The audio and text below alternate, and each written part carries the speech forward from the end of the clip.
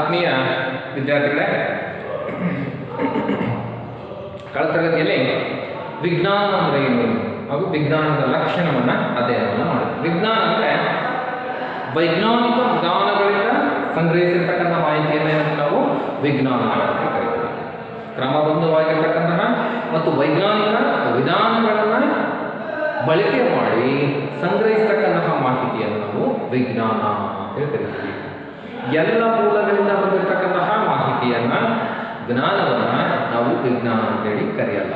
ಕೇವಲ ವೈಜ್ಞಾನಿಕ ಮೂಲದಿಂದ ಬರ್ತಕ್ಕಂತಹ ಮಾಹಿತಿಯನ್ನು ನಾವು ವಿಜ್ಞಾನ ಅಂತೇಳಿ ಕರಿತೀವಿ ಅಂತಕ್ಕಂಥ ವಿಚಾರವನ್ನು ಮುಂದುವರಿತಾ ವಿಜ್ಞಾನದ ಲಕ್ಷಣವನ್ನು ಸತ್ಯಸಂಗತಿ, ವಾಸ್ತವತೆ, ದೃಢೀಕರಣೀಯತೆ, ಕಾರಣೀಯತೆ, ಸಾರ್ವತ್ರಿಕತೆ, ಭವಿಷ್ಯ ಸೂಚಕತೆ ಈ ಎಲ್ಲ ಅಂಶಗಳನ್ನು ಅಧ್ಯಯನವನ್ನು ಮಾಡಿ ಮುಂದುವರಿತಾ ವಿಜ್ಞಾನದ ವರ್ಗೀಕರಣ ಅಂತ ಹೇಳಿದ್ರೆ ವಿಜ್ಞಾನದ ಪ್ರಕಾರಗಳು.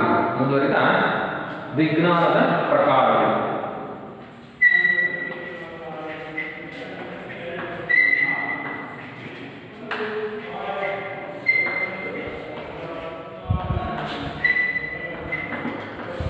ಎರಡು ರೀತಿಯಾಗಿ ವಿಜ್ಞಾನವನ್ನು ನಾವು ವಿಂಗಡಣೆ ಮಾಡಬಹುದು.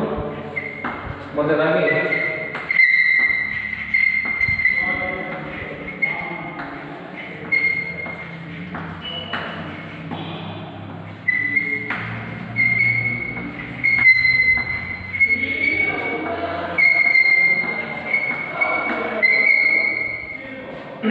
ವಿದ್ಯಾರ್ಥಿಗಳೇ, ವಿಜ್ಞಾನವನ್ನು ನಾವು ಪ್ರಮುಖ ಎರಡು ಭಾಗಗಳಲ್ಲಿ ವಿಂಗಡಣೆಯನ್ನು ಮಾಡಬಹುದು. ಮೊದಲಾಗಿ ನೈಸರ್ಗಿಕ ವಿಜ್ಞಾನ, ಎರಡನೇದಾಗಿ ಸಾಮಾಜಿಕ ವಿಜ್ಞಾನ. ನೈಸರ್ಗಿಕ ವಿಜ್ಞಾನ ಅಂತ ಹೇಳಿದ್ರೆ ನೈಸರ್ಗಿಕ ಅಂಶಗಳು ಅಥವಾ ಭೌತಿಕ ಘಟನೆಗಳನ್ನ, ಭೌತಿಕ ಅಂಶಗಳನ್ನು ಕುರಿತು ಅಧ್ಯಯನವನ್ನು ಮಾಡತಕ್ಕಂತಹ ಶಾಖೆಯನ್ನು ನಾವು ನೈಸರ್ಗಿಕ ವಿಜ್ಞಾನ, ರಿಯಲ್ ಸೈನ್ಸ್, ಪ್ಯೂರ್ ಸೈನ್ಸ್ ಅಂತ ಹೇಳ್ತಾರೆ. ಭೌತಿಕವಾಗಿರ್ತಕ್ಕಂಥ ಅಂಶ ಅಥವಾ ಭೌತಿಕವಾಗಿರ್ತಕ್ಕಂಥ ಘಟನಾವಳಿಗಳನ್ನ, ಭೌತಿಕವಾಗಿರ್ತಕ್ಕಂಥ ಸನ್ನಿವೇಶಗಳನ್ನ ಕುರಿತು ವೈಜ್ಞಾನಿಕವಾಗಿ ಅಧ್ಯಯನವನ್ನು ಮಾಡತಕ್ಕಂಥ ಶಾಖೆಯನ್ನು ಏನಂತ ನಾವು ನೈಸರ್ಗಿಕ ವಿಜ್ಞಾನ, ನ್ಯಾಚುರಲ್ ಸೈನ್ಸ್, ಪ್ಯೂರ್ ಸೈನ್ಸ್ ಅಂತ ಕರಿತೀವಿ. ಅದೇ ರೀತಿ ಮುಂದುವರಿದ ಸಾಮಾಜಿಕವಾಗಿರ್ತಕ್ಕಂಥ ವಿಜ್ಞಾನ, ಸೋಷಿಯಲ್ ಸೈನ್ಸ್ ಅಂತ ಹೇಳ್ತಾರೆ. ಅಂದ್ರೆ ಸಾಮಾಜಿಕ ಘಟನಾವಳಿಗಳು, ಮಾನವನ ಸಾಮಾಜಿಕ ಘಟನಾವಳಿಗೆ ಸಂಬಂಧಪಟ್ಟಿರ್ತಕ್ಕಂತಹ ವಿಷಯವನ್ನು ಕುರಿತು ವೈಜ್ಞಾನಿಕವಾಗಿ ಅಧ್ಯಯನವನ್ನು ಮಾಡತಕ್ಕಂಥ ಶಾಖೆ ಏನಂತ ನಾವು ಸೋಷಿಯಲ್ ಸೈನ್ಸ್, ಸಾಮಾಜಿಕ ವಿಜ್ಞಾನ ಅಂತ ಕರಿತೀವಿ. ವಿದ್ಯಾರ್ಥಿಗಳೇ, ಹೇಳ್ತೀನಿ, ವಿಜ್ಞಾನವನ್ನ ಪ್ರಮುಖ ಎರಡು ಪ್ರಕಾರಗಳಾಗಿ ವಿಂಗಡಣೆಯನ್ನು ಮಾಡಬಹುದು. ವಿಜ್ಞಾನದ ಪ್ರಕಾರಗಳನ್ನು ಬರೀರಿ, ಎರಡು ಪ್ರಕಾರಗಳನ್ನು ಬರೀರಿ ಅಂತ ಎಕ್ಸಾಮ್ ಕೇಳ್ತಾರೆ. 2 ಮಾರ್ಕ್ಸ್. ವಿಜ್ಞಾನದ ಎರಡು ಪ್ರಕಾರಗಳನ್ನು ಹೆಸರಿಸಿ ಅಥವಾ ಬರೀರಿ, ಗುರುತಿಸಿ ಅಂತ ಕೇಳ್ತಾರೆ. ಮೊದಲಾಗಿ ನೈಸರ್ಗಿಕ ವಿಜ್ಞಾನ, ಎರಡಾಗಿ ಸಾಮಾಜಿಕ ವಿಜ್ಞಾನ. ನೈಸರ್ಗಿಕ ವಿಜ್ಞಾನ ಅಂದ್ರೆ ಏನಪ್ಪ ಅಂತ ಹೇಳಿದ್ರೆ ಭೌತಿಕ ಘಟನಾವಳಿಗಳನ್ನ, ನೈಸರ್ಗಿಕ ಘಟನಾವಳಿಗಳನ್ನ ಅಥವಾ ಭೌತಿಕ ಸನ್ನಿವೇಶಗಳನ್ನು ಕುರಿತು ವೈಜ್ಞಾನಿಕವಾಗಿ, ಕ್ರಮಬದ್ಧವಾಗಿ ಅಧ್ಯಯನವನ್ನು ಮಾಡತಕ್ಕಂಥ ಶಾಖೆಗಳನ್ನು ನಾವು ನೈಸರ್ಗಿಕ ವಿಜ್ಞಾನ ಅಂತ ಕರಿತೀವಿ. ನಮ್ಮ ಸುತ್ತಮುತ್ತ ಇರ್ತಕ್ಕಂತಹ ಗುಡ್ಡ, ಬೆಟ್ಟ, ಗಾಳಿ, ಗಿಡ, ಮರ ಇವೆಲ್ಲ ಭೌತಿಕ ಸನ್ನಿವೇಶಗಳಿದ್ದಾವೆ, ನೈಸರ್ಗಿಕವಾಗಿ ತನ್ನಷ್ಟಕ್ಕೆ ತಾನೇ ಸೃಷ್ಟಿಯಾಗಿದ್ದಾವೆ. ಇವುಗಳ ಬಗ್ಗೆ ಅಧ್ಯಯನವನ್ನು ಮಾಡತಕ್ಕಂಥ ಶಾಖೆಯನ್ನು ನಾವೇನಂತೀವಿ ನೈಸರ್ಗಿಕ ವಿಜ್ಞಾನ ಅಂತ ಕರಿತೀವಿ. ಮುಂದುವರಿದ ಸಾಮಾಜಿಕ ವಿಜ್ಞಾನ, ಎರಡನೇದಾಗಿ ಸೋಷಿಯಲ್ ಸೈನ್ಸ್.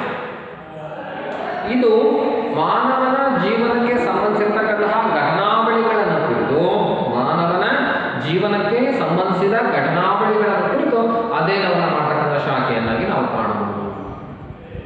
ಮಾನವನ ಜೀವನಕ್ಕೆ ಸಂಬಂಧಿಸಿರ್ತಕ್ಕಂಥ ಅಂದ್ರೆ ಸಾಮಾಜಿಕ ಘಟನಾವಳಿಗಳನ್ನ, ಸೋಷಿಯಲ್ ಇನ್ಸಿಡೆಂಟ್ಸ್ ಅನ್ನ, ಸಾಮಾಜಿಕವಾಗಿರ್ತಕ್ಕಂಥ ಸನ್ನಿವೇಶಗಳು, ಸಂದರ್ಭಗಳು, ಘಟನೆಗಳು ಏನಾಗ್ತದೆ, ಏನ್ ಜರುಗುತ್ತವೆ ಅವುಗಳನ್ನು ಕುರಿತು ವೈಜ್ಞಾನಿಕವಾಗಿ ಅಧ್ಯಯನವನ್ನು ಮಾಡತಕ್ಕಂಥ ಶಾಖೆಯನ್ನು ನಾವೇನಂತೀವಿ ಸಾಮಾಜಿಕ ವಿಜ್ಞಾನ ಅಂತ ಕರಿತೀವಿ. ಈ ರೀತಿಯಾಗಿ ವಿಜ್ಞಾನವನ್ನು ಎರಡು ಪ್ರಕಾರವಾಗಿ ವಿಂಗಡಣೆಯನ್ನು ಮಾಡಿದರು. ಒಂದು ನೈಸರ್ಗಿಕ ವಿಜ್ಞಾನ, ಇನ್ನೊಂದು ಸಾಮಾಜಿಕ ವಿಜ್ಞಾನ. ನೈಸರ್ಗಿಕ ವಿಜ್ಞಾನದಲ್ಲಿ ಉದಾಹರಣೆ ಅಂತ ಹೇಳಿದ್ರೆ ಭೌತಶಾಸ್ತ್ರ ಆಗಿರ್ಬೋದು, ರಸಾಯನಶಾಸ್ತ್ರ ಆಗಿರ್ಬೋದು, ಜೀವಶಾಸ್ತ್ರ ಆಗಿರ್ಬೋದು, ಹೀಗೆ ಹಲವಾರು ಅಧ್ಯಯನ ಶಾಖೆಗಳನ್ನು ನಾವು ನೈಸರ್ಗಿಕ ವಿಜ್ಞಾನದಲ್ಲಿ ಅಥವಾ ಭೌತ ವಿಜ್ಞಾನಗಳಲ್ಲಿ ನಾವು ಗುರುತಿಸ್ಬೋದು. ಅವನ್ನ ನಾವು ನೈಸರ್ಗಿಕ ವಿಜ್ಞಾನ, ಭೌತಶಾಸ್ತ್ರ ಆಗಿರ್ಬೋದು, ರಸಾಯನಶಾಸ್ತ್ರ ಆಗಿರ್ಬೋದು, ಗಣಿತಶಾಸ್ತ್ರ ಆಗಿರ್ಬೋದು, ಜೀವಶಾಸ್ತ್ರ ಆಗಿರ್ಬೋದು, ಇವುಗಳನ್ನು ನಾವು ನೈಸರ್ಗಿಕ ವಿಜ್ಞಾನ ಅಂತ ಕರಿತೀವಿ. ಎರಡನೇದಾಗಿ ಸಾಮಾಜಿಕ ವಿಜ್ಞಾನದಲ್ಲಿ ಯಾವ ಅಧ್ಯಯನ ಶಾಖೆಗಳು ಬರ್ತವಪ್ಪ ಅಂತ ಹೇಳಿದ್ರೆ ನ್ಯಾಚುರಲ್ ಸೈನ್ಸ್ ಬದಲಿಗೆ ಸೋಷಿಯಲ್ ಸೈನ್ಸ್. ಸಾಮಾಜಿಕ ಘಟನಾವಳಿಗಳ ಬಗ್ಗೆ ಯಾವ ಶಾಖೆ ಅಧ್ಯಯನ ಮಾಡುತ್ತದೆ? ರಾಜ್ಯಶಾಸ್ತ್ರ ಆಗಿರ್ಬೋದು, ಅರ್ಥಶಾಸ್ತ್ರ ಆಗಿರ್ಬೋದು, ಇತಿಹಾಸ ಆಗಿರ್ಬೋದು. ಮುಂದುವರಿತಾ ಎಲ್ಲ ಸಮಾಜ ವಿಜ್ಞಾನಗಳ ತಾಯಿ ಬೇರು ಆಗಿರತಕ್ಕಂತಹ ಸಮಾಜಶಾಸ್ತ್ರ ಆಗಿರ್ಬೋದು. ಇವೆಲ್ಲವುಗಳು ಕೂಡ ಸಮಾಜ ವಿಜ್ಞಾನ, ಸೋಷಿಯಲ್ ಸೈನ್ಸ್ ಅಂತ ಕರಿತೀವಿ, ಗುರುತಿಸೋದನ್ನ ಕಾಣಬಹುದು. ಮುಂದುವರಿತಾ ಸಮಾಜ ವಿಜ್ಞಾನ ಮತ್ತು ಭೌತ ವಿಜ್ಞಾನಗಳಿಗೆ ಇರ್ತಕ್ಕಂತಹ ವ್ಯತ್ಯಾಸ. ಈ ಎರಡು ವಿಜ್ಞಾನ ಎಂದರೆ ಭೌತ ವಿಜ್ಞಾನ ಅಥವಾ ಸಮಾಜ ವಿಜ್ಞಾನ ಅಂತ ಹೇಳಿದ್ವಿ. ಇವುಗಳಿಗೆ ಇರ್ತಕ್ಕಂತಹ ವ್ಯತ್ಯಾಸ.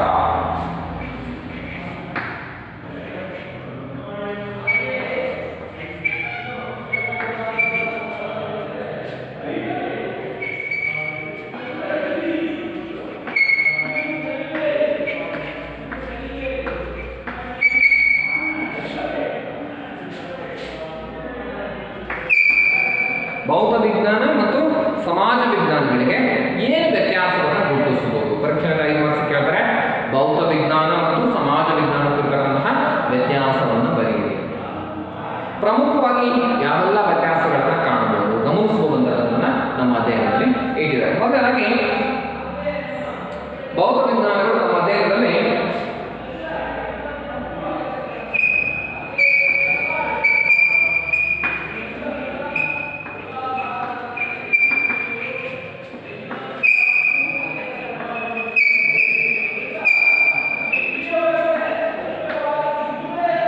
ವೈಜ್ಞಾನಿಕ ವಿಧಾನಗಳನ್ನು ಬಳಸಬಹುದು.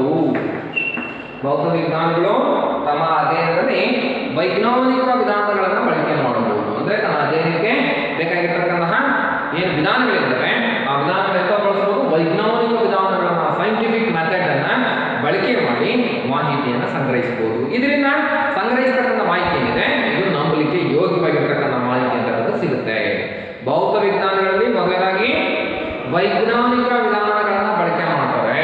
ವೈಜ್ಞಾನಿಕ ವಿಧಾನಗಳನ್ನು ಬಳಕೆ ಮಾಡೋದ್ರಿಂದ ನಂಬಲಿಕ್ಕೆ ಯೋಗ್ಯವಾಗಿರ್ತಕ್ಕಂತಹ, ಸತ್ಯಕ್ಕೆ ಹತ್ತಿರವಾಗಿರ್ತಕ್ಕಂಥ ಮಾಹಿತಿ ಅಂತಕ್ಕಂಥದ್ದನ್ನು ಸಂಗ್ರಹಿಸಲಿಕ್ಕೆ ಸಾಧ್ಯ ಆಗುತ್ತೆ. ಮೊದಲಾಗಿ ವೈಜ್ಞಾನಿಕ ವಿಧಾನಗಳನ್ನು ಬಳಸಬಹುದು. ಸಮಾಜ ವಿಜ್ಞಾನದಲ್ಲಿ ವೈಜ್ಞಾನಿಕ ವಿಧಾನಗಳ ಬಳಕೆಗೆ ಹಲವು ತೊಡಕುಗಳಿವೆ.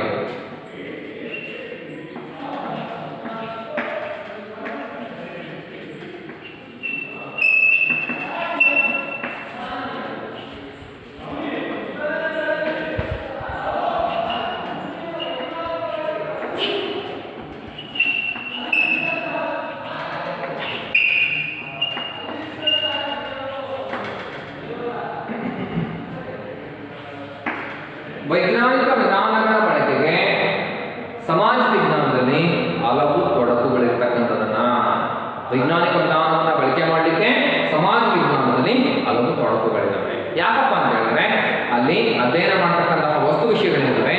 ಅವು ಮನುಷ್ಯ, ಮಾನವ ಸಮಾಜಕ್ಕೆ ಸಂಬಂಧಿಸಿರ್ತಕ್ಕಂಥ ಘಟನಾವಳಿಗಳಿದ್ದಾವೆ. ಆ ಘಟನಾವಳಿಗಳಿಂದ ಅಧ್ಯಯನವನ್ನು ಮಾಡಿ, ಆ ಘಟನಾವಳಿಗಳ ಮೇಲೆ ಅಧ್ಯಯನವನ್ನು ಮಾಡಲಿಕ್ಕೆ ವೈಜ್ಞಾನಿಕ ವಿಧಾನವನ್ನು ಬಳಕೆ ಮಾಡಿದಾಗ ನಮಗೆ ಮಾಹಿತಿಯನ್ನು ಸಂಗ್ರಹಿಸಲಿಕ್ಕೆ ಸ್ವಲ್ಪ ಕಷ್ಟಕರ ಆಗುತ್ತೆ. ಆದರೆ ಇಲ್ಲಿ ಏನು ಭೌತಿಕ ಅಂಶಗಳ ಮೇಲೆ ನೈಸರ್ಗಿಕವಾಗಿರ್ತಕ್ಕಂಥ ಘಟನಾವಳಿಗಳು ಅಧ್ಯಯನಕ್ಕೆ ಬರೋದ್ರಿಂದ ಇಲ್ಲಿ ವೈಜ್ಞಾನಿಕ ವಿಧಾನವನ್ನು ನೇರವಾಗಿ ಸ್ಪಷ್ಟವಾಗಿ ಬಳಕೆ ಮಾಡಬಹುದು. ಹಾಗಾಗಿ ಏನು ನಂಬಲಿಕ್ಕೆ ಯೋಗ್ಯವಾಗಿರ್ತಕ್ಕಂಥ ಮಾಹಿತಿಯನ್ನು ಸಂಗ್ರಹಿಸಬಹುದು ಭೌತ ವಿಜ್ಞಾನದಲ್ಲಿ. ಆದರೆ ಇದೇ ರೀತಿಯಾಗಿರ್ತಕ್ಕಂಥ ಮೆಥಡ್ಸ್ ಅನ್ನು ಸಮಾಜ ವಿಜ್ಞಾನದಲ್ಲಿ ಬಳಕೆ ಮಾಡಲಿಕ್ಕೆ ಸ್ವಲ್ಪ ಏನಾಗುತ್ತೆ, ತೊಂದರೆ ಆಗುತ್ತೆ, ತೊಡಕಾಗುತ್ತೆ, ಸಮಸ್ಯೆ ಆಗುತ್ತೆ ಅಂತಕ್ಕಂಥದ್ದನ್ನ ಕಾಣಬಹುದು. ಇದು ಮೊದಲ ವ್ಯತ್ಯಾಸ. ಭೌತ ವಿಜ್ಞಾನದಲ್ಲಿ ವೈಜ್ಞಾನಿಕ ವಿಧಾನವನ್ನು ಸರಳವಾಗಿ ಬಳಕೆ ಮಾಡಬಹುದು. ಆದರೆ ಸಮಾಜ ವಿಜ್ಞಾನಗಳ ಸಾಲಲ್ಲಿ ವೈಜ್ಞಾನಿಕ ವಿಧಾನವನ್ನು ಬಳಕೆ ಮಾಡಲಿಕ್ಕೆ ಕೆಲವೊಂದು ತೊಡಕುಗಳು. ಎರಡನೇ, ಇಲ್ಲಿ ಪ್ರಯೋಗಾಲಯಗಳ ಬಳಕೆ ಸಾಧ್ಯ.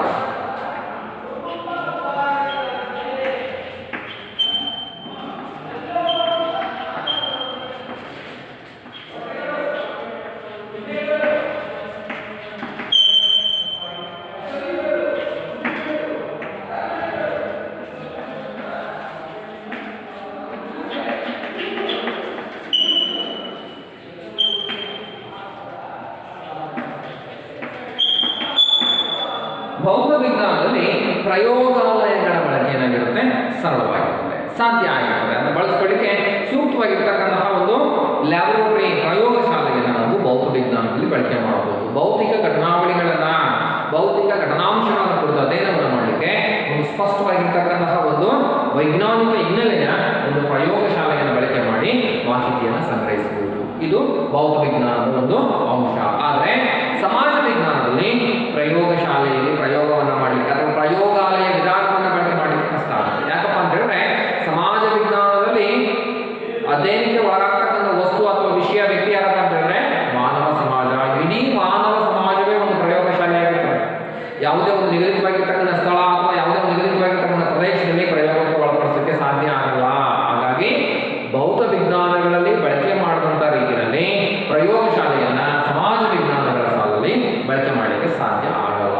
ಇದು ಒಂದು ವ್ಯತ್ಯಾಸ ಭೌತ ವಿಜ್ಞಾನಕ್ಕೂ ಮತ್ತು ಸಮಾಜ ವಿಜ್ಞಾನಕ್ಕೆ ಇರತಕ್ಕಂತಹ ಒಂದು ಎರಡನೆಯ ವ್ಯತ್ಯಾಸ. ಮೊದಲಾಗಿ ವೈಜ್ಞಾನಿಕ ವಿಧಾನವನ್ನು ಸರಳವಾಗಿ ಬಳಕೆ ಮಾಡಬಹುದು. ಆದರೆ ವೈಜ್ಞಾನಿಕ ವಿಧಾನವನ್ನು ಬಳಕೆ ಮಾಡಲಿಕ್ಕೆ ಸಮಾಜ ವಿಜ್ಞಾನದಲ್ಲಿ ಸ್ವಲ್ಪ ತೊಂದರೆ ಆಗುತ್ತೆ, ಗೊಂದಲ ಆಗುತ್ತೆ. ಅದೇ ರೀತಿಯಾಗಿ ಪ್ರಯೋಗಾಲಯಗಳ ಬಳಕೆ ಅಂತಕ್ಕಂಥದ್ದು ಭೌತ ವಿಜ್ಞಾನದಲ್ಲಿ ಬಹಳ ಸರಳವಾಗಿರ್ತದೆ. ಆದರೆ ಸಮಾಜ ವಿಜ್ಞಾನದಲ್ಲಿ ಪ್ರಯೋಗಾಲಯವನ್ನು ಬಳಕೆ ಮಾಡ್ತಕ್ಕಂಥದ್ದು ಕಷ್ಟಕರ ಆಗುತ್ತೆ. ಯಾಕೆಂದ್ರೆ ಅಧ್ಯಯನ ವಿಷಯ ಅಧ್ಯಯನ ವಸ್ತು ಏನಿದೆ ಅದು ಸಮಾಜ ಮಾನವ ಸಮಾಜ ಆಗಿರೋದ್ರಿಂದ ಆ ವ್ಯವಸ್ಥೆಯನ್ನ ಒಂದು ಪ್ರಯೋಗಾಲಯದೊಳಗೆ ಕ್ರಿಯೇಟ್ ಮಾಡಲಿಕ್ಕೆ ಸಾಧ್ಯ ಆಗದೇ ಇರತಕ್ಕಂಥ ಸನ್ನಿವೇಶವನ್ನು ನಾವೆಲ್ಲ ಕೂಡ ಕಾಣಬಹುದು. ಮುಂದುವರೆದ ಮೂರನೇದಾಗಿ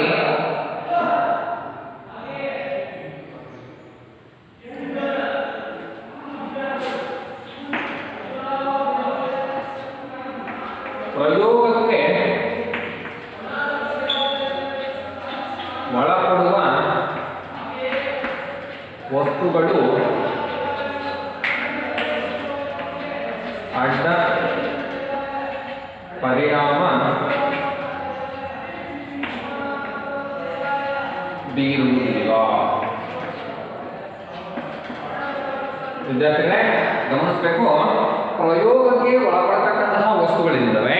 ಅವು ಪ್ರಯೋಗವನ್ನು ಮಾಡತಕ್ಕಂತಹ ಸಂಶೋಧನಾರ್ಥಿಯ ಮೇಲೆ ಯಾವುದೇ ಅಡ್ಡ ಪ್ರಯೋಗವನ್ನ ಬೀರೋದಿಲ್ಲ.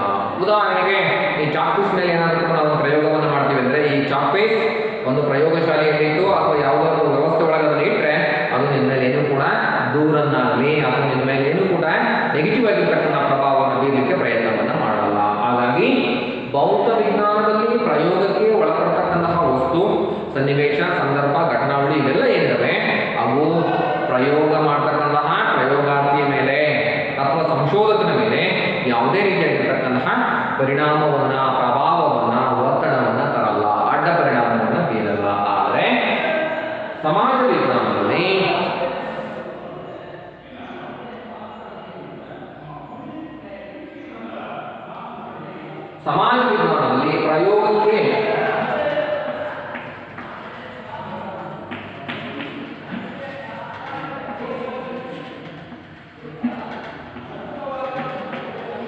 ಪ್ರಯೋಗಕ್ಕೆ ಒಳಪಡುವ ವ್ಯಕ್ತಿ ಅಥವಾ ಘಟನೆ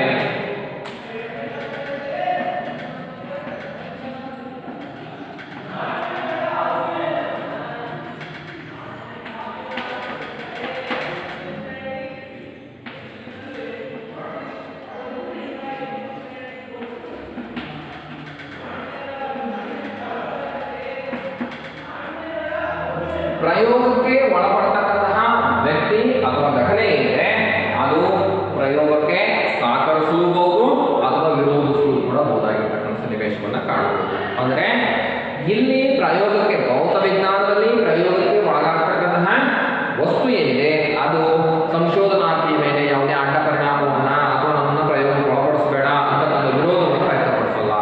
ಅದು ಸುಮ್ಮನೆ ಇರುತ್ತೆ. ಏನು ಪ್ರಯೋಗವನ್ನು ಮಾಡಿದ್ರು ಕೂಡ ನಿಗದಿತವಾಗಿರ್ತಕ್ಕಂಥ ರಿಸಲ್ಟ್ಸ್ ಅನ್ನು ಕೊಡುತ್ತೆ. ಆದರೆ ಸಮಾಜ ವಿಜ್ಞಾನದಲ್ಲಿ ಪ್ರಯೋಗಕ್ಕೆ ಒಳಪಡ್ತಕ್ಕಂತಹ ವ್ಯಕ್ತಿ ಅಥವಾ ಘಟನೆ ಅಂತಕ್ಕಂಥದ್ದು ಒಮ್ಮೆ ಸಹಕರಿಸಬಹುದು ಅಥವಾ ಕೆಲವೊಮ್ಮೆ ವಿರೋಧಿಸಬಹುದು. ಉದಾಹರಣೆಗೆ ಯಾವುದಾದ್ರೂ ಒಂದು ಹಬ್ಬದ ಬಗ್ಗೆ ನಾವು ಅಧ್ಯಯನವನ್ನು ಮಾಡ್ತಾ ಇದ್ದೀವಿ. ಮಾನವ ಘಟನಾವಳಿಗಳು, ಸಾಮಾಜಿಕ ಸಂಗತಿ, ಯಾವುದಾದ್ರೂ ಒಂದು ಊರಿನ ಮಾರಿ ಹಬ್ಬದ ಬಗ್ಗೆ ಅಧ್ಯಯನ ಮಾಡ್ತೀವಿ ಅಂತ ಹೇಳಿದ್ರೆ ಅಲ್ಲಿರ್ತಕ್ಕಂಥ ವ್ಯಕ್ತಿಗಳು ತಮ್ಮ ಆಚರಣೆಗಳ ಬಗ್ಗೆ ಮುಕ್ತವಾಗಿ ಅಧ್ಯಯನ ಮಾಡಲಿಕ್ಕೆ ಅವಕಾಶವನ್ನು ಕೊಡಬಹುದು.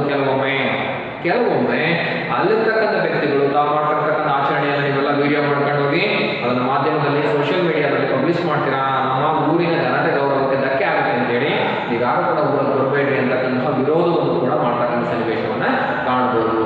ಸಮಾಜ ವಿಜ್ಞಾನದಲ್ಲಿ ಅಧ್ಯಯನಕ್ಕೆ ಒಳಗಾಗ್ತಕ್ಕಂಥ ವ್ಯಕ್ತಿ ಅಥವಾ ಘಟನೆ ಕೆಲವೊಮ್ಮೆ ಸಹಕರಿಸಬಹುದು, ಕೆಲವೊಮ್ಮೆ ವಿರೋಧಿಸುವುದನ್ನು ಕೂಡ ಕಾಣಬಹುದು. ಇದು ಮೂರನೆಯ ಪ್ರಮುಖವಾಗಿರ್ತಕ್ಕಂಥ ಒಂದು ವ್ಯತ್ಯಾಸ. ನಾಲ್ಕನೇದಾಗಿ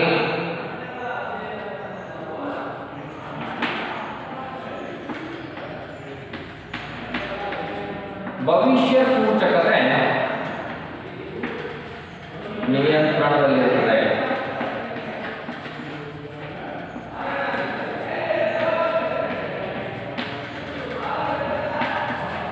ಭವಿಷ್ಯ ಸೂಚಕತೆ ಇರ್ತಕ್ಕಂಥದ್ದು ಭೌತ ವಿಜ್ಞಾನದಲ್ಲಿ ನಿಯಂತ್ರಣದಲ್ಲಿರುತ್ತೆ ಅಂತ ಹೇಳಿದ್ರೆ, ಭೌತ ವಿಜ್ಞಾನದಲ್ಲಿ ಭವಿಷ್ಯವನ್ನು ಸೂಚಿಸ್ತಕ್ಕಂಥ ವ್ಯವಸ್ಥೆ ಇದೆ, ಅದು ಅಂಡರ್ ಕಂಟ್ರೋಲ್ ಅಲ್ಲಿ ಇರುತ್ತೆ, ನಿಯಂತ್ರಣದಲ್ಲಿರುತ್ತೆ.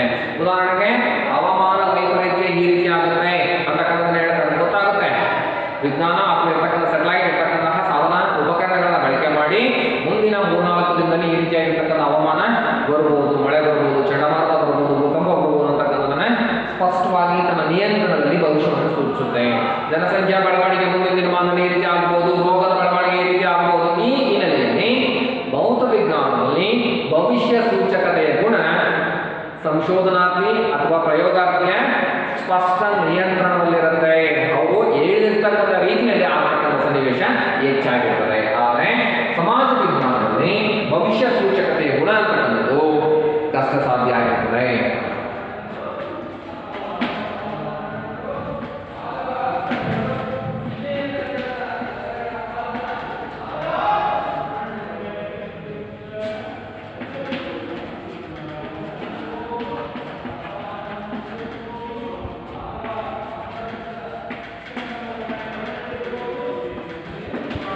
ಸಮಾಜ ವಿಜ್ಞಾನದಲ್ಲಿ ಭವಿಷ್ಯ ಸೂಚಕತೆ ಮತ್ತು ನಿಯಂತ್ರಣ ಅಂತಕ್ಕಂಥದ್ದು ಕಷ್ಟ ಸಾಧ್ಯ ಆಗಿರ್ತದೆ.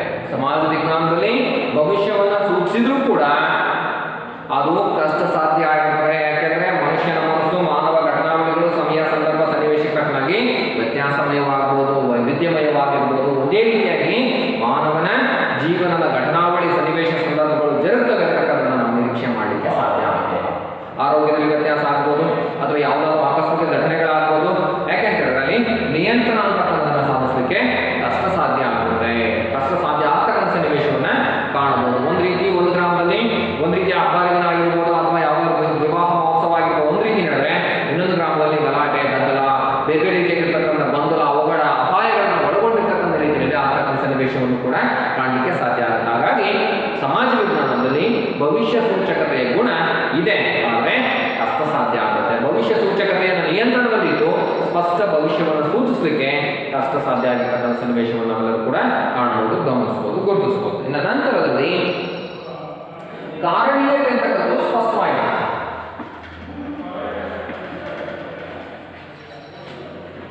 ಕಾರಣೀಯತೆಯು ಸ್ಪಷ್ಟವಾಗಿರುತ್ತದೆ.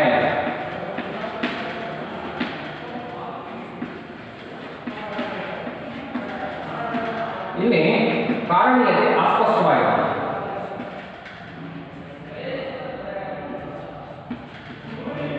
ಕಾರಣೀಯತೆಯು ಅಸ್ಪಷ್ಟವಾಗಿರುತ್ತದೆ.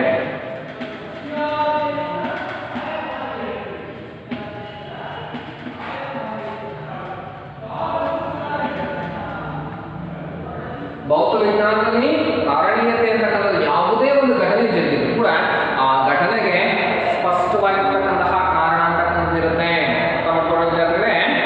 ವಿಜ್ಞಾನ ವೈಜ್ಞಾನಿಕವಾಗಿರ್ತಕ್ಕಂಥ ಹಿನ್ನೆಲೆಯಲ್ಲಿ ಯಾವುದೇ ಒಂದು ಘಟನೆ ಜರುಗಿತು ನಡೀತಪ್ಪ ಅಂತ ಹೇಳಿದ್ರೆ ಅದಕ್ಕೆ ಸ್ಪಷ್ಟವಾಗಿರ್ತಕ್ಕಂತಹ ಕಾರಣ ಇರುತ್ತೆ. ಉದಾಹರಣೆಗೆ ಚಾಕ್ಪೀಸನ್ನು ಕೈ ಬಿಟ್ಟರೆ ನೆಲದ ಮೇಲೆ ಬೀಳುತ್ತೆ, ಕಾರಣ ಕೈ ಬಿಟ್ರಲ್ಲ ಹಾಗಾಗಿ ಬೀಳ್ತು ಅಂತಕ್ಕಂಥ ಅರ್ಥ ಅಲ್ಲ. ಭೂಮಿಗೆ ಗುರುತ್ವಾಕರ್ಷಣೆಯ ಶಕ್ತಿ ಇದೆ, ಹಾಗಾಗಿ ಬೀಳುತ್ತೆ. ಹೀಗೆ ಯಾವುದೇ ಒಂದು ಘಟನಾವಳಿ, ಸನ್ನಿವೇಶ, ಸಂದರ್ಭ ಜರುಗಿದ್ರು ಕೂಡ ವಿಜ್ಞಾನದಲ್ಲಿ ಅದಕ್ಕೆ ಸ್ಪಷ್ಟವಾಗಿರ್ತಕ್ಕಂತಹ ಕಾರಣ ಅನ್ನೋದು ಇರುತ್ತೆ. ಕಾರಣೀಯತೆಯು ಸ್ಪಷ್ಟವಾಗಿರುತ್ತದೆ. ಮಳೆ ಬರ್ತದೆ, ಚಂಡಮಾರುತ ಬರ್ತದೆ, ಅಥವಾ ಇನ್ನಿತರೆ ಯಾವುದೇ ಒಂದು ರೋಗ ಬರ್ತದೆ, ಅದರ ಬೆಳವಣಿಗೆ ಹಿಂಗಾಗುತ್ತೆ, ಇವೆಲ್ಲದೂ ಕೂಡ ಸ್ಪಷ್ಟವಾಗಿರ್ತಕ್ಕಂತಹ ಕಾರಣೀಯತೆಯನ್ನು ನಾವು ವಿಜ್ಞಾನದಲ್ಲಿ ಕಾಣಬಹುದು. ಆದರೆ ಸಮಾಜ ವಿಜ್ಞಾನದಲ್ಲಿ ಸ್ಪಷ್ಟವಾಗಿರ್ತಕ್ಕಂತಹ ಕಾರಣೀಯತೆಯನ್ನು ನಾವು ಪಡೀಲಿಕ್ಕೆ ಸಾಧ್ಯ ಆಗಲ್ಲ. ಸಮಾಜ ವಿಜ್ಞಾನದಲ್ಲಿ ಘಟಿಸ್ತಕ್ಕಂತಹ ಘಟನಾವಳಿಗಳಿಗೆ ನಿಖರವಾಗಿರ್ತಕ್ಕಂಥ ಕಾರಣವನ್ನು ನಾವು ಹುಡುಕಲಿಕ್ಕೆ ಸಾಧ್ಯ ಆಗಲ್ಲ. ಕೆಲವು ಸನ್ನಿವೇಶದಲ್ಲಿ ಉದಾಹರಣೆಗೆ ಬಡತನಕ್ಕೆ ಕಾರಣ ಅನಕ್ಷರತೆಯೋ ಅಥವಾ ಅನಕ್ಷರತೆಯ ಕಾರಣ ಬಡತನವೋ? ಜನಸಂಖ್ಯಾ ಸ್ಫೋಟಕ್ಕೆ ಬಡತನ ಕಾರಣ ಅಥವಾ ಬಡತನಕ್ಕೆ ಜನಸಂಖ್ಯಾ ಸ್ಫೋಟ ಕಾರಣನೋ? ಒಂದಕ್ಕೆ ಒಂದು ಗೊಂದಲ ಅನಿಸ್ತದೆ. ಬಡತನಕ್ಕೆ ಕಾರಣ ಅನಕ್ಷರತೆಯೋ ಅಥವಾ ಅನಕ್ಷರತೆಗೆ ಕಾರಣ ಬಡತನವೋ? ಯಾವುದು ಕೂಡ ಸ್ಪಷ್ಟವಾಗಿರ್ತಕ್ಕಂಥ ರೀಸನ್ ಅನ್ನು ಗುರುತಿಸಲಿಕ್ಕೆ ಸಾಧ್ಯ ಆಗಲ್ಲ. ಅದೇ ರೀತಿ ಜನಸಂಖ್ಯಾ ಸ್ಫೋಟಕ್ಕೆ ಕಾರಣ ಬಡತನವೋ ಅಥವಾ ಬಡತನಕ್ಕೆ ಕಾರಣ ಜನಸಂಖ್ಯಾ ಸ್ಫೋಟವೋ ಯಾವುದು?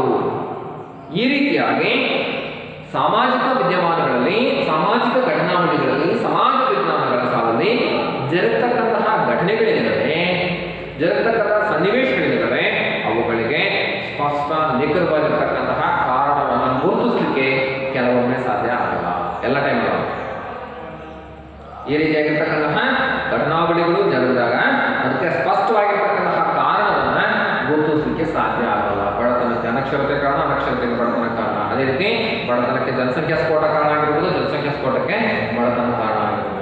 ಈ ರೀತಿಯಾಗಿರ್ತಕ್ಕಂಥ ಸನ್ನಿವೇಶ. ಆದರೆ ಭೌತ ವಿಜ್ಞಾನಗಳ ಸಾಲಿದೆ, ಭೌತ ವಿಜ್ಞಾನಗಳಲ್ಲಿ ಯಾವುದೇ ಒಂದು ಘಟನೆ ಜರುಗುತ್ತೆ ಅಂದರೆ, ಭೌತ ವಿಜ್ಞಾನಗಳಲ್ಲಿ ಯಾವುದೇ ಒಂದು ಘಟನೆ ಜರುಗುತ್ತೆ ಅಂದರೆ ಆ ಘಟನೆಗೆ ಸ್ಪಷ್ಟವಾಗಿರ್ತಕ್ಕಂತಹ ಏನಿರ್ತದೆ ಕಾರಣ ಅಂತ ಬಂದಿರುತ್ತೆ. ಕಾರಣ ಇಲ್ಲದೇನೆ ಭೌತ ವಿಜ್ಞಾನಗಳ ಸಾಲಲ್ಲಿ ಯಾವೊಂದು ಸಣ್ಣ ಘಟನೆಯೂ ಕೂಡ ಜರಗಲ್ಲ. ಭೌತ ವಿಜ್ಞಾನಗಳ ಸಾಲಲ್ಲಿ ಒಂದು ಘಟನೆ ಜರುಗುತ್ತೆ, ಒಂದು ಘಟನೆ ನಡೆಯುತ್ತೆ ಅಂತ ಹೇಳಿದ್ರೆ ಅದಕ್ಕೆ ಸ್ಪಷ್ಟ ನಿಖರವಾಗಿರ್ತಕ್ಕಂತಹ ಕಾರಣ ಅಂತಕ್ಕಂಥದ್ದು ಇರುತ್ತೆ ಅಂತಕ್ಕಂಥದ್ದನ್ನು ಕಾಣಬಹುದು. ಇದು ಭೌತ ಮತ್ತು ಸಮಾಜ ವಿಜ್ಞಾನಗಳ ನಡುವಿನ ವ್ಯತ್ಯಾಸ. ನಂತರ ಕೊನೆಯಾಗಿ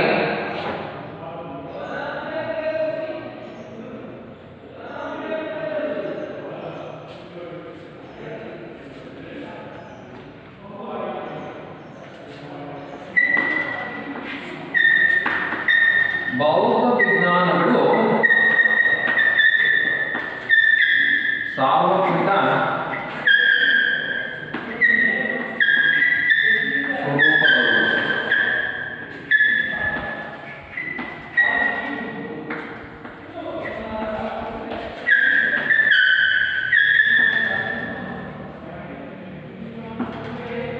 ಸಮಾಜ ವಿಜ್ಞಾನಗಳು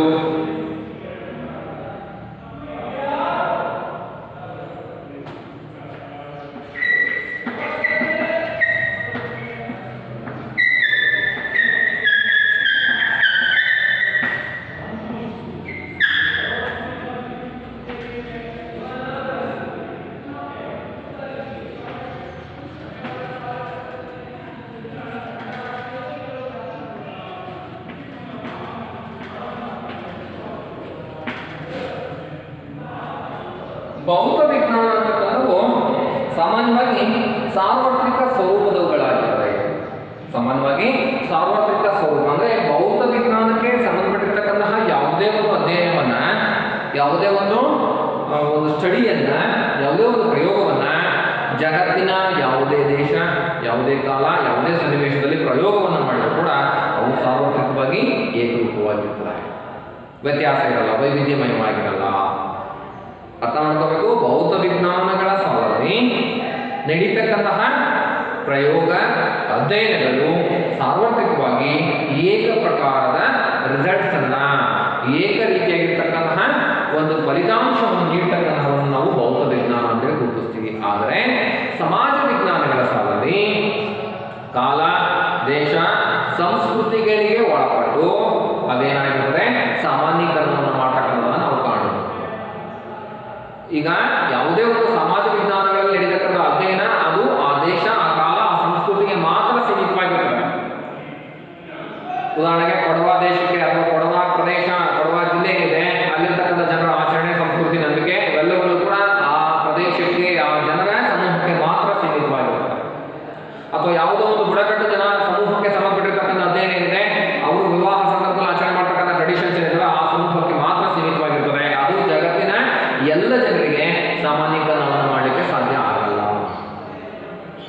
ಯಾವುದೋ ಒಂದು ಜಾತ್ರೆ ಆಗಿರ್ಬೋದು, ಹಬ್ಬ ಹರಿದಿನಗಳಾಗಿರ್ಬೋದು, ಮಹೋತ್ಸವಗಳಾಗಿರ್ಬೋದು, ಅವು ಅಲ್ಲಿನ ಕಾಲ, ದೇಶ, ಸನ್ನಿವೇಶ, ಸಂದರ್ಭಗಳಿಗೆ ಒಳಪಟ್ಟು ಅವು ಸಾಮಾನ್ಯೀಕರಣವನ್ನು ಮಾಡ್ತಕ್ಕಂಥದ್ದನ್ನು ಕಾಣಬಹುದು. ಆದರೆ ಭೌತ ವಿಜ್ಞಾನಗಳಲ್ಲಿ ಯಾವುದೇ ಒಂದು ಅಧ್ಯಯನ, ಯಾವುದೇ ಒಂದು ಶೋಧನೆ ಅಥವಾ ಯಾವುದೇ ಒಂದು ರೀತಿಯಾಗಿರ್ತಕ್ಕಂಥ ಪ್ರಯೋಗಗಳಿರ್ತವೆ, ಅವು ಯಾವುದೇ ಕಾಲ ದೇಶ ಸನ್ನಿವೇಶಗಳಿಗೆ ಸೀಮಿತವಾಗಿರಲ್ಲ. ಅವು ಸಾರ್ವತ್ರಿಕವಾಗಿ ಏಕಪ್ರಕಾರದ ಒಂದೇ ರೀತಿಯಾಗಿರ್ತಕ್ಕಂತಹ ರಿಸಲ್ಟ್ಸ್ ಅನ್ನ, ಒಂದೇ ರೀತಿಯಾಗಿರ್ತಕ್ಕಂತಹ ಫಲಿತಾಂಶವನ್ನು ನೀಡತಕ್ಕಂತಹ ಸನ್ನಿವೇಶವನ್ನು ನಾವು ಕಾಣಬಹುದು. ಇಷ್ಟು ಭೌತ ವಿಜ್ಞಾನ ಮತ್ತು ಸಮಾಜ ವಿಜ್ಞಾನಕ್ಕೂ ಇರತಕ್ಕಂತಹ ಪ್ರಮುಖವಾಗಿರ್ತಕ್ಕಂತಹ ವ್ಯತ್ಯಾಸ.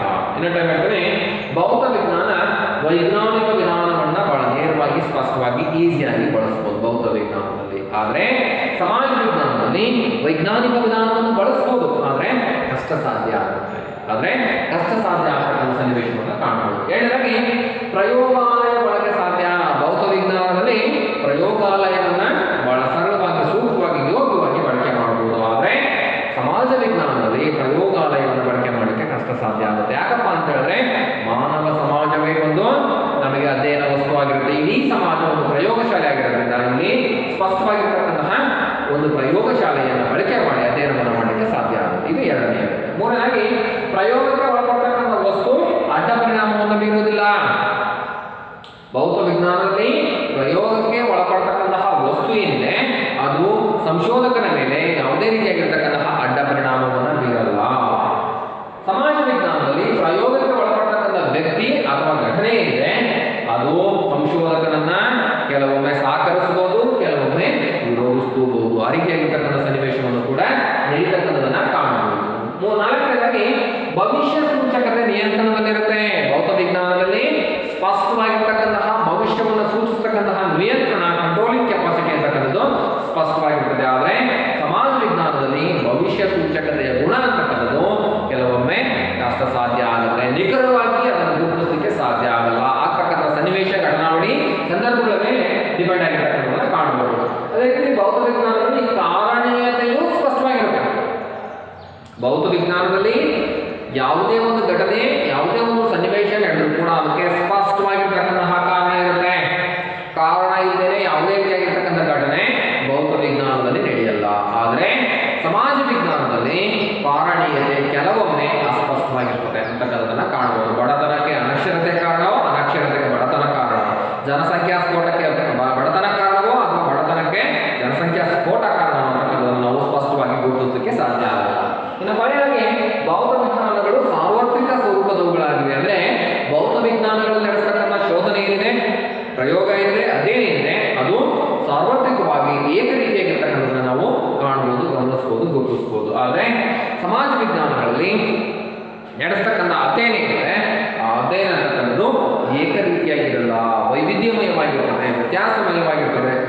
ಅದು ಕಾಲ, ದೇಶ, ಸಂಸ್ಕೃತಿ, ಸಂದರ್ಭ, ಸನ್ನಿವೇಶಗಳಿಗೆ ತಕ್ಕನಾಗಿ ವ್ಯತ್ಯಾಸಮಯವಾಗಿರ್ತದೆ ಅಂತಕ್ಕಂಥದ್ದನ್ನು ಕಾಣಬಹುದು. ಇಷ್ಟು ಭೌತ ವಿಜ್ಞಾನ ಮತ್ತು ಸಮಾಜ ವಿಜ್ಞಾನಕ್ಕೂ ಕೂಡ ಇರತಕ್ಕಂತಹ ವ್ಯತ್ಯಾಸ. ಇದನ್ನು ಪರೀಕ್ಷೆಯಲ್ಲಿ ಕೇಳಿದ್ರೆ 5 ಮಾರ್ಕ್ಸ್ಗೆ ಭೌತ ಮತ್ತು ಸಮಾಜ ವಿಜ್ಞಾನಗಳ ನಡುವೆ ಇರತಕ್ಕಂತಹ ವ್ಯತ್ಯಾಸವನ್ನು ಬರೆಯಿರಿ ಅಂತ ಕೇಳ್ತಾರೆ. ಇಂಪಾರ್ಟೆಂಟ್ ಪರೀಕ್ಷಾ ದೃಷ್ಟಿಯಿಂದ. ಅದಕ್ಕೂ ಮೊದಲು ಅಧ್ಯಯನ ಮಾಡಿರ್ತಕ್ಕಂಥ ವಿಜ್ಞಾನಗಳ ವರ್ಗೀಕರಣ, ಎರಡು ವಿಜ್ಞಾನಗಳ ಪ್ರಕಾರಗಳನ್ನು ಬರೆಯಿರಿ ಅಂತ ಕೇಳ್ತಾರೆ. ನೈಸರ್ಗಿಕ ವಿಜ್ಞಾನ ಮತ್ತು ಸಮಾಜ ವಿಜ್ಞಾನ. ನೈಸರ್ಗಿಕ ವಿಜ್ಞಾನ ಅಂತ ಹೇಳಿದ್ರೆ ಭೌತಿಕ ಘಟನಾವಳಿಗಳನ್ನು ಕುರಿತು ವೈಜ್ಞಾನಿಕವಾಗಿ ಅಧ್ಯಯನವನ್ನು ಮಾಡ್ತಕ್ಕಂತಹ ವಿಭಾಗವನ್ನ ನೈಸರ್ಗಿಕ ವಿಜ್ಞಾನ ಅಥವಾ ಭೌತ ವಿಜ್ಞಾನ ಅಂತ ಕರೀತಾರೆ. ಭೌತಿಕ ಅಥವಾ ನೈಸರ್ಗಿಕ ಘಟನೆಗಳನ್ನ ಕುರಿತು ವೈಜ್ಞಾನಿಕವಾಗಿ ಅಧ್ಯಯನವನ್ನು ಮಾಡ್ತಕ್ಕಂಥ ಶಾಖೆಯನ್ನ ಭೌತ ವಿಜ್ಞಾನ, ನೈಸರ್ಗಿಕ ವಿಜ್ಞಾನ, ನ್ಯಾಚುರಲ್ ಸೈನ್ಸ್, ಪ್ಯೂರ್ ಸೈನ್ಸ್ ಅಂತ ಕರಿತೀವಿ. ಅದೇ ರೀತಿ ಮಾನವ ಸಮಾಜಕ್ಕೆ ಸಂಬಂಧಪಟ್ಟಿರ್ತಕ್ಕಂತಹ ಘಟನೆಗಳನ್ನು ಕುರಿತು ವೈಜ್ಞಾನಿಕವಾಗಿ ಅಧ್ಯಯನವನ್ನು ಮಾಡ್ತಕ್ಕಂಥ ಶಾಖೆಯನ್ನ ಸಮಾಜ ವಿಜ್ಞಾನ, ಸೋಷಿಯಲ್ ಸೈನ್ಸ್, ಸಾಮಾಜಿಕ ವಿಜ್ಞಾನ ಅಂತೇಳಿ ಕರಿತೀವಿ. ಅದನ್ನು ಕೂಡ ಪರೀಕ್ಷೆಯಲ್ಲಿ ಯಾವಾಗಲೂ ವಿಜ್ಞಾನದ ಪ್ರಕಾರಗಳನ್ನು ಬರೀರಿ ಕೇಳಬಹುದು, ಅಥವಾ ನೈಸರ್ಗಿಕ ವಿಜ್ಞಾನ ಅಂದ್ರೆ ಏನಂತ ಕೇಳಬಹುದು, ಸಾಮಾಜಿಕ ವಿಜ್ಞಾನ ಅಂದ್ರೆ ಏನಂತ ಕೂಡ ಕೇಳ್ತಕ್ಕಂತಹ ಸಂದರ್ಭ ಇರ್ತದೆ. ಹಾಗಾಗಿ ಅದನ್ನ ಗಮನ ಇಟ್ಟು ಅರ್ಥ ಮಾಡಬಹುದು. ನೆಕ್ಸ್ಟ್ ಆಗಿ ಮುಂದುವರಿತಾ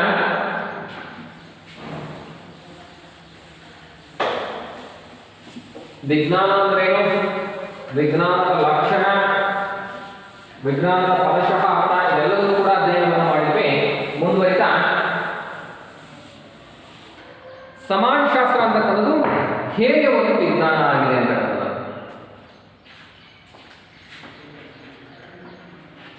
ಸಮಾಜಶಾಸ್ತ್ರವು ಕೂಡ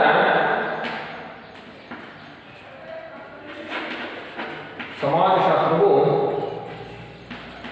ಹೇಗೆ ಒಂದು ವಿಜ್ಞಾನವಾಗಿದೆ.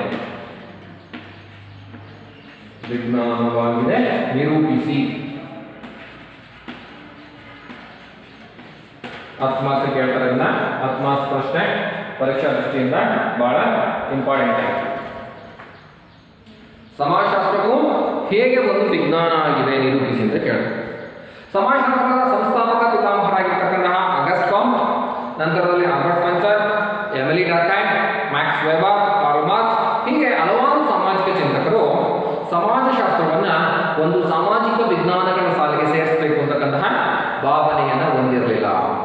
ಏನ್ ಭಾವನೆಯನ್ನು ಹೊಂದಿದ್ರಪ್ಪ ಅಂತ ಹೇಳಿದ್ರೆ Auguste Comte, Albert Spencer, Emile Durkheim, Karl Marx ಇನ್ನಿತರ ಎಲ್ಲ ಅಗ್ರಗಣ್ಯ ಸಾಮಾಜಿಕ ಚಿಂತಕರು ಸಮಾಜಶಾಸ್ತ್ರಜ್ಞರು ಸಮಾಜಶಾಸ್ತ್ರವನ್ನ ವಸ್ತುನಿಷ್ಠವಾಗಿ ಅಧ್ಯಯನವನ್ನ ಮಾಡಬೇಕು, ವೈಜ್ಞಾನಿಕ ವಿಧಾನವನ್ನ ಬಳಕೆ ಮಾಡಬೇಕು, ವಸ್ತುನಿಷ್ಠ ಅಧ್ಯಯನಕ್ಕೆ ಪ್ರಾಶಸ್ತ್ಯವನ್ನು ಕೊಡಬೇಕು, ಜೊತೆಗೆ ವೈಜ್ಞಾನಿಕ ವಿಧಾನವನ್ನ ಬಳಕೆ ಮಾಡಿ ಸಮಾಜಶಾಸ್ತ್ರವನ್ನ ಅಧ್ಯಯನ ಮಾಡಬೇಕು.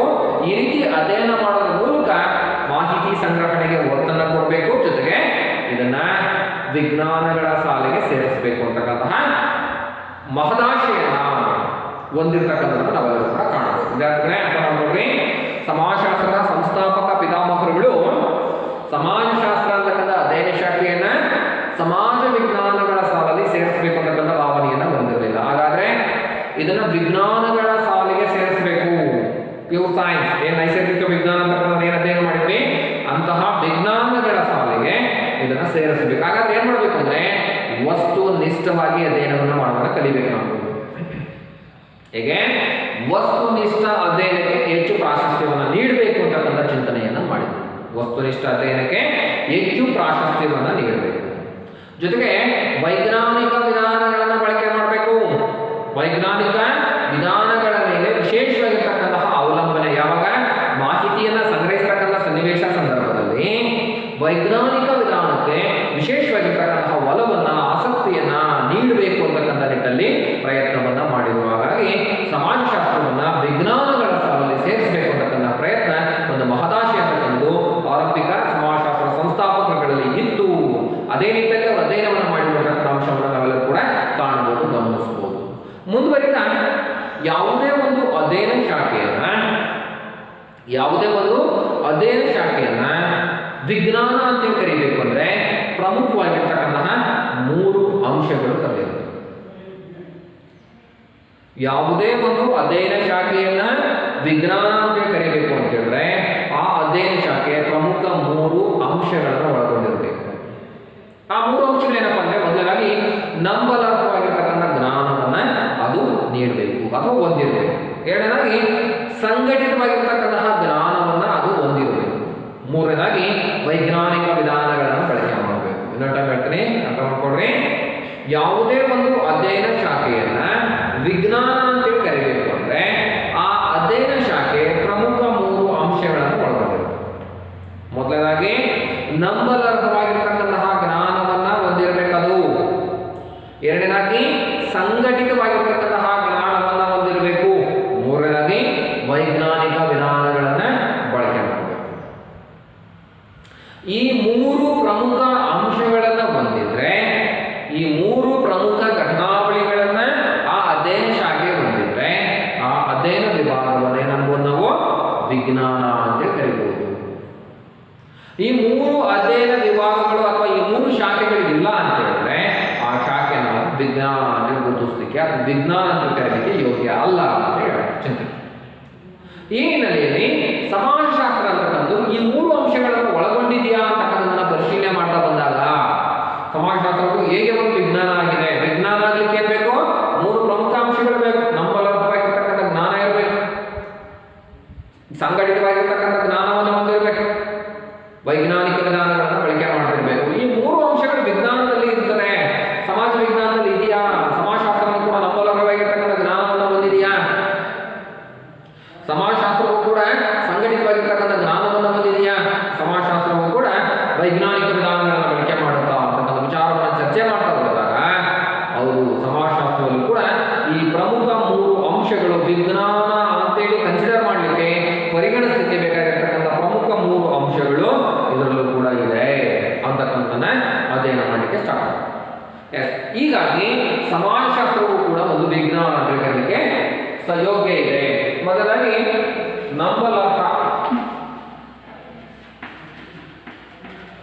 ನಂಬಲರ್ಹವಾದ ಜ್ಞಾನವನ್ನ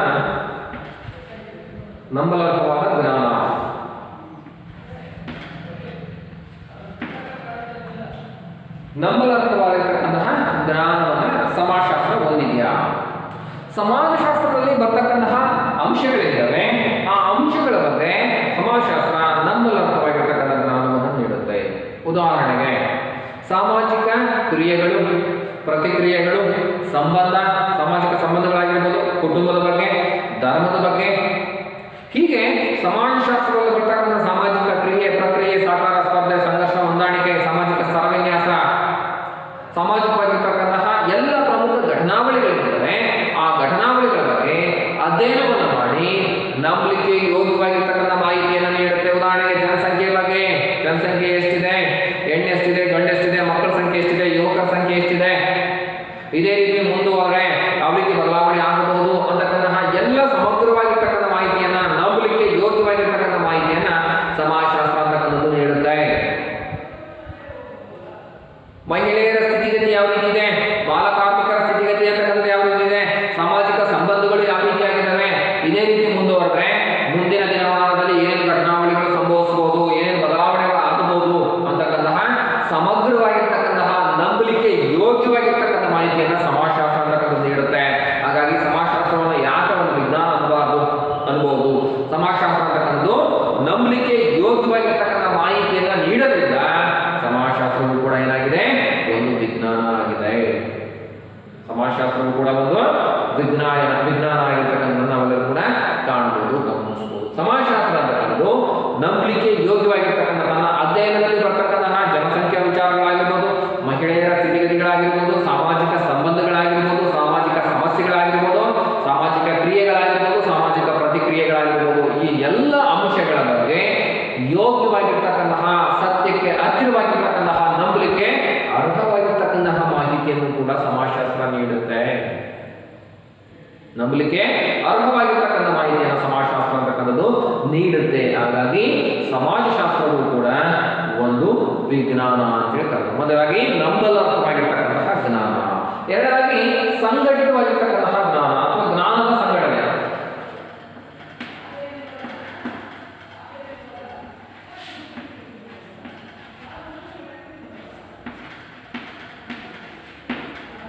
ಸಂಘಟಿತವಾದ ಜ್ಞಾನ ಅಥವಾ ವ್ಯವಸ್ಥಿತವಾಗಿರ್ತಕ್ಕಂತಹ ಒಂದು ಜ್ಞಾನ ಅಥವಾ ಜ್ಞಾನದ ಸಂಘಟನೆ.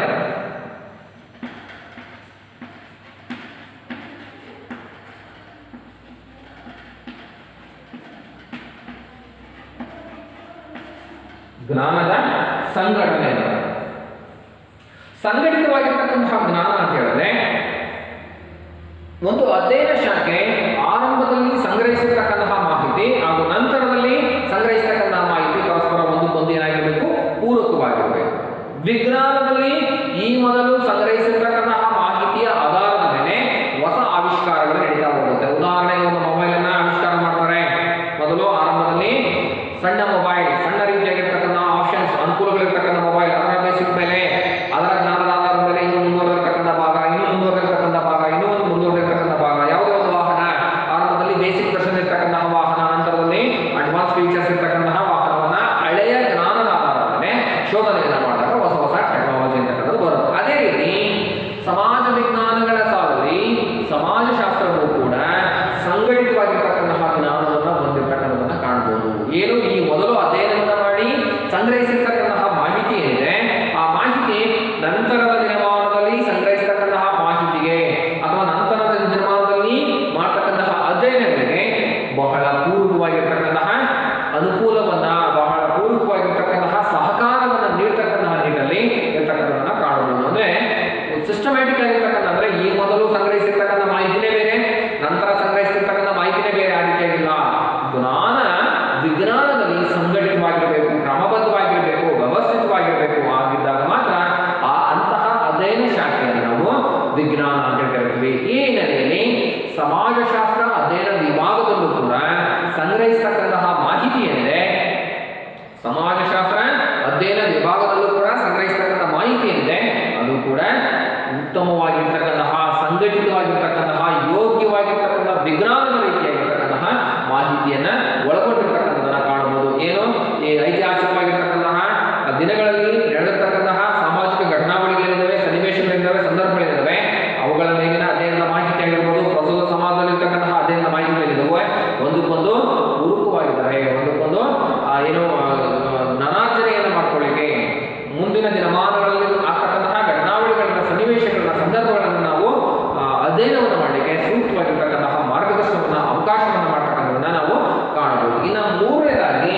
ವೈಜ್ಞಾನಿಕ ವಿಧಾನ.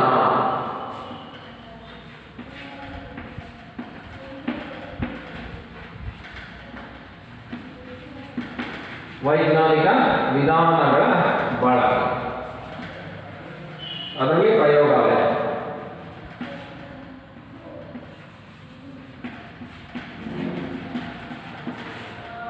ವೈಜ್ಞಾನಿಕ ವಿಧಾನಗಳ ಬಳಕೆ.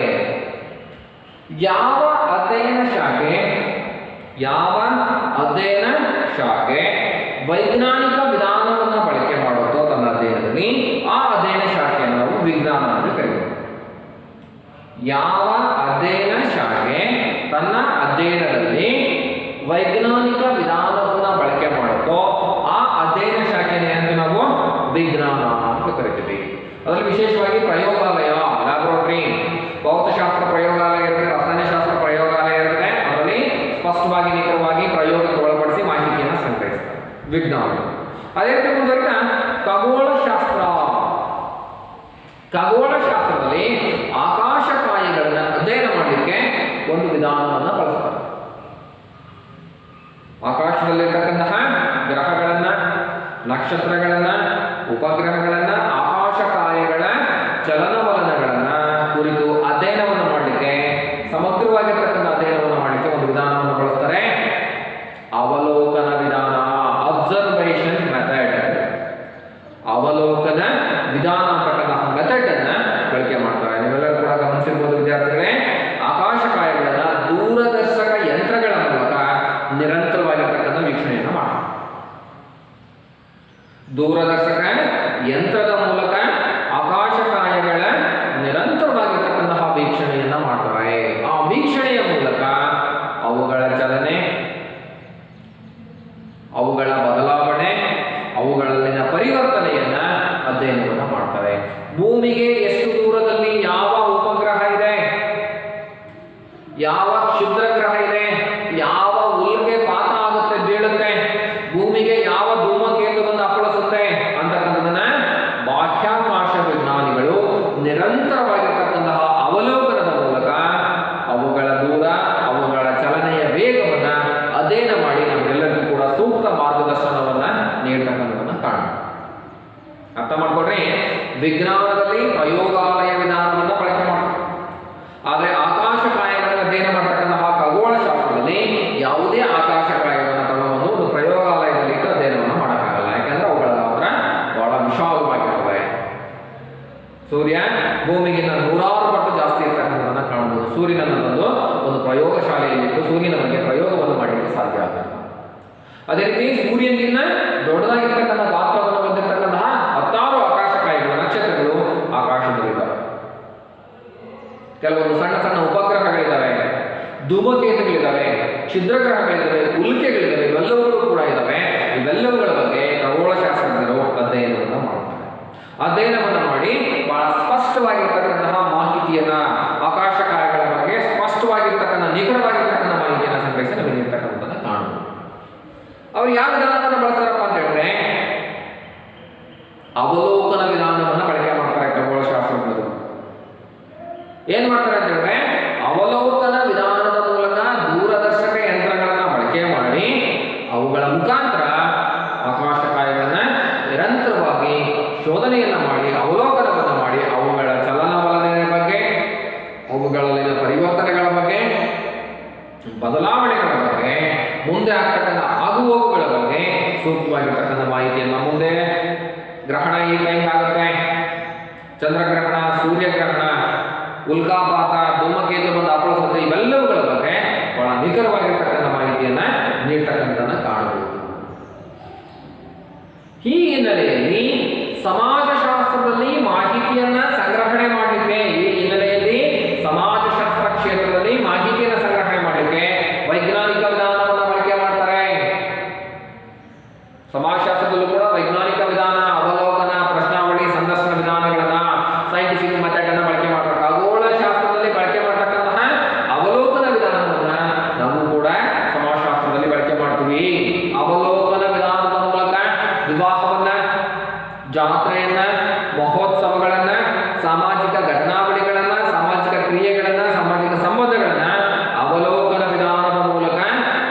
ಅಧ್ಯಯನವನ್ನು ಮಾಡ್ತೀವಿ. ಘಟನೆಯನ್ನ ಶೋಧನೆಯನ್ನ ಮಾಡಿ ಮಾಹಿತಿಯನ್ನು ಸಂಗ್ರಹಿಸ್ತೀವಿ. ಯಾವ ರೀತಿ ಖಗೋಳಶಾಸ್ತ್ರದಲ್ಲಿ ಅವಲೋಕನ ಮಾಡ್ತಾರೋ ನಾವು ಕೂಡ ಅದೇ ರೀತಿ ಮಾನವ ಸಾಮಾಜಿಕ ಘಟನಾವಳಿಗಳನ್ನ, ಸಾಮಾಜಿಕ ಸನ್ನಿವೇಶಗಳನ್ನ ನಾವು ಕೂಡ ಅಧ್ಯಯನವನ್ನು ಮಾಡ್ತೀವಿ. ನಾವು ಕೂಡ ಅಧ್ಯಯನವನ್ನ ಮಾಡಿ ಅವುಗಳ ಬಗ್ಗೆ, ಸಾಮಾಜಿಕ ಘಟನಾವಳಿಗಳ ಬಗ್ಗೆ ಸೂಕ್ತವಾಗಿರ್ತಕ್ಕಂತಹ ಮಾಹಿತಿಯನ್ನು ಸಂಗ್ರಹಿಸತಕ್ಕಂಥ ಪ್ರಯತ್ನವನ್ನು ಮಾಡ್ತೀವಿ ಅಂತಕ್ಕಂಥ ಹಿನ್ನೆಲೆಯಲ್ಲಿ ಸಮಾಜಶಾಸ್ತ್ರ ಕೂಡ ಒಂದು ವಿಜ್ಞಾನ ಆಗಿದೆ. ವಿಜ್ಞಾನ ಆಗಬೇಕು ಅಂದ್ರೆ ಈ ಪ್ರಮುಖ 3 ಅಂಶಗಳಿರಬೇಕು. ನಂಬಲರ್ಹವಾಗಿರ್ತಕ್ಕಂಥ ಜ್ಞಾನ, ಸಂಘಟಿತವಾಗಿರ್ತಕ್ಕಂಥ ಜ್ಞಾನ ಇರಬೇಕು, ವೈಜ್ಞಾನಿಕ ವಿಧಾನಗಳ ಬಳಕೆ ಮಾಡಬೇಕು. ಸಮಾಜಶಾಸ್ತ್ರ ಕೂಡ ನಂಬಲಿಕ್ಕೆ ಯೋಗ್ಯವಾಗಿರ್ತಕ್ಕಂಥ ಜ್ಞಾನವನ್ನು ನೀಡುತ್ತೆ. ಹಾಗಾಗಿ ಅದು ಒಂದು ವಿಜ್ಞಾನ. ಸಾಮಾಜಿಕ ಘಟನಾವಳಿಗಳು, ಸಾಮಾಜಿಕ ಸನ್ನಿವೇಶಗಳು, ಸಮಾಜಶಾಸ್ತ್ರದಲ್ಲಿ ಬರ್ತಕ್ಕಂತಹ ಘಟನಾವಳಿಗಳ ಬಗ್ಗೆ ನಂಬಲಿಕ್ಕೆ ಯೋಗ್ಯವಾಗಿರ್ತಕ್ಕಂಥ ಜ್ಞಾನವನ್ನು ನೀಡುತ್ತೆ. ಹಾಗಾಗಿ ಒಂದು ವಿಜ್ಞಾನ. ಎರಡನೇದಾಗಿ ಸಂಘಟಿತ ಜ್ಞಾನ. ಜ್ಞಾನ ಸಂಘಟಿತವಾಗಿರಬೇಕು, ಕ್ರಮಬದ್ಧವಾಗಿರಬೇಕು, ವ್ಯವಸ್ಥಿತವಾಗಿರಬೇಕು. ಸಮಾಜಶಾಸ್ತ್ರದಲ್ಲೂ ಕೂಡ ಸಂಗ್ರಹಿಸತಕ್ಕಂಥ ಜ್ಞಾನ ಏನಾಗಿದೆ? ಸಂಘಟಿತವಾಗಿದೆ, ವ್ಯವಸ್ಥಿತವಾಗಿದೆ, ಕ್ರಮಬದ್ಧವಾಗಿದೆ. ಹಾಗಾಗಿ ಸಮಾಜಶಾಸ್ತ್ರ ಅಂತಕ್ಕಂಥದ್ದು ಕೂಡ ಒಂದು ವಿಜ್ಞಾನ. ಇನ್ನು ಮೂರನೇದಾಗಿ ವೈಜ್ಞಾನಿಕ ವಿಧಾನಗಳ ಬಳಕೆ. ಯಾವ ಅಧ್ಯಯನ ಶಾಖೆ ವೈಜ್ಞಾನಿಕ ವಿಧಾನವನ್ನು ಬಳಕೆ ಮಾಡುತ್ತೋ ಆ ಅಧ್ಯಯನ ಶಾಖೆ ಏನಂತ ನಾವು ವಿಜ್ಞಾನ ಅಂತ ಕರಿತೀವಿ. ಖಗೋಳಶಾಸ್ತ್ರದಲ್ಲಿ ಬಳಕೆ ಮಾಡತಕ್ಕಂಥ ಅವಲೋಕನ ವಿಧಾನವನ್ನು ಕೂಡ ನಾವು ಸಮಾಜಶಾಸ್ತ್ರದಲ್ಲಿ ಬಳಕೆ ಮಾಡ್ತೀವಿ. ಸಮಾಜಶಾಸ್ತ್ರದ ಅಧ್ಯಯನದಲ್ಲಿ ಪ್ರಯೋಗಾಲಯ ವಿಧಾನಕ್ಕೆ ಕೆಲವೊಂದು ಲಿಮಿಟೇಷನ್ಸ್ ಇದ್ರೂ ಕೂಡ, ಕೆಲವೊಂದು ಮಿತಿ ಇದ್ರೂ ಕೂಡ ನಾವು ವೈಜ್ಞಾನಿಕ ವಿಧಾನವಾಗಿರ್ತಕ್ಕಂತಹ ಅವಲೋಕನ ವಿಧಾನವನ್ನು ಬಳಕೆ ಮಾಡಿ ಮಾಹಿತಿಯನ್ನು ಸಂಗ್ರಹಿಸ್ತೀವಿ. ಹಾಗಾಗಿ ಸಮಾಜಶಾಸ್ತ್ರ ಒಂದು ವಿಜ್ಞಾನ. ಈ ಪ್ರಮುಖ 3 ಅಂಶಗಳನ್ನ ಸಮಾಜಶಾಸ್ತ್ರ ಒಳಗೊಂಡಿರೋದ್ರಿಂದ ಸಮಾಜಶಾಸ್ತ್ರ ಅಂತಕ್ಕಂಥದ್ದನ್ನ ಒಂದು ವಿಜ್ಞಾನ ಅಂತ ಕರೀಬಹುದು. ಪರೀಕ್ಷೆಯಲ್ಲಿ ಕೇಳ್ತಾರೆ ವಿದ್ಯಾರ್ಥಿಗಳೇ, ಇದನ್ನ 10 ಮಾರ್ಕ್ಸ್ ಕೇಳ್ತಕ್ಕಂಥ ಚಾನ್ಸಸ್ ಇರುತ್ತೆ, 5 ಮಾರ್ಕ್ಸ್ ಕೂಡ ಕೇಳ್ತಕ್ಕಂಥ ಚಾನ್ಸಸ್ ಇರುತ್ತೆ. ಇನ್ನೊಂದು ಬ್ರೀಫ್ ಆಗಿ ಹೇಳ್ತೀನಿ. ಯಾವುದೇ ಒಂದು ಅಧ್ಯಯನ ಶಾಖೆಯನ್ನ ವಿಜ್ಞಾನ ಅಂತ ಕರೀಬೇಕು ಅಂದ್ರೆ ಪ್ರಮುಖ ಈ 3 ಅಂಶಗಳಿರಬೇಕು. ನಂಬಲರ್ಹವಾಗಿರ್ತಕ್ಕಂಥ ಜ್ಞಾನ ಇರಬೇಕು, ಸಂಘಟಿತವಾಗಿರ್ತಕ್ಕಂಥ ಜ್ಞಾನ ಇರಬೇಕು, ಜೊತೆಗೆ ವೈಜ್ಞಾನಿಕ ವಿಧಾನಗಳನ್ನ ಬಳಕೆ ಮಾಡಬೇಕು. ಸಮಾಜಶಾಸ್ತ್ರವನ್ನು ಕೂಡ ತನ್ನ ಅಂಶಗಳನ್ನ, ತನ್ನ ಘಟನಾವಳಿಗಳ ಬಗ್ಗೆ ನಂಬಲರ್ಹವಾಗಿರ್ತಕ್ಕಂಥ ಜ್ಞಾನವನ್ನು ನೀಡುತ್ತೆ, ಸಂಘಟಿತವಾಗಿರ್ತಕ್ಕಂಥ ಜ್ಞಾನವನ್ನು ಹೊಂದಿದೆ, ಮತ್ತೆ ವೈಜ್ಞಾನಿಕ ವಿಧಾನಗಳನ್ನ ಬಳಕೆ ಮಾಡುತ್ತೆ. ಈ ಹಿನ್ನೆಲೆಯಲ್ಲಿ ಸಮಾಜಶಾಸ್ತ್ರ ಅಂತಕ್ಕಂಥದ್ದನ್ನ ಒಂದು ವಿಜ್ಞಾನ ಅಂತೇಳಿ ಕರಿತೀವಿ. ಇದನ್ನ ಪರೀಕ್ಷಾ ದೃಷ್ಟಿಯಿಂದ ಇಂಪಾರ್ಟೆಂಟ್ ಇದೆ, 10 ಮಾರ್ಕ್ಸ್ಗೆ ಕೇಳ್ತಾರೆ. ಇಲ್ಲಿಗೆ ಇರಲಿ ಇವತ್ತಿನ ತರಗತಿ. ನಂತರದಲ್ಲಿ ಉಳಿದಿರ್ತಕ್ಕಂಥದ್ದನ್ನ ಕಂಟಿನ್ಯೂ ಮಾಡೋಣ.